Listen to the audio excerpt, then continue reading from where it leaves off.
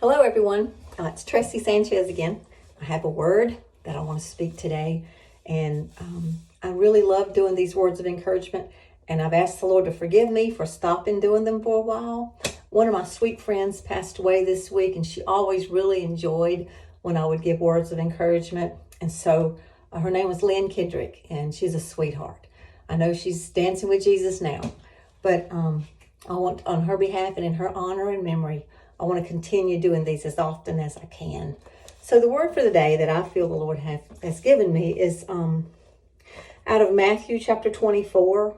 And Jesus was speaking of the end times, before he comes back.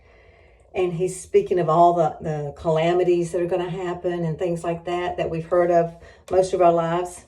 But he says in verse 22, chapter 24, verse 22, he says, "In fact, unless that time of calamity is shortened, not a single person would survive, but it will be shortened for the sake of God's chosen ones."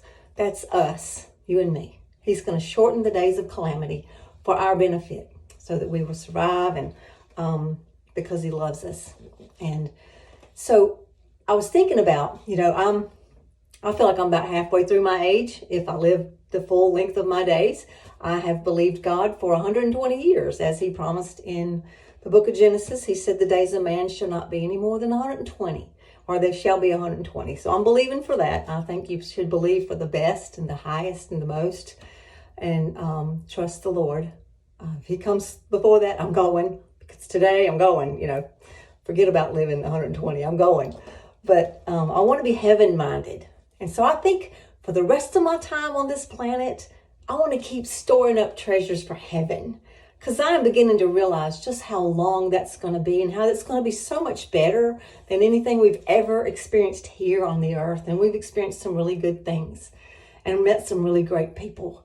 But I want to store those relationships and those good things for in heaven, that they'll last for all eternity, mostly for all eternity, more than the things that are here on this earth. And we're told in Philippians to be heaven-minded, to think about things that are in heaven and think about what it's going to be like, So I've been painting a picture in my mind of what it's going to be like, He said he's going to prepare a place for us.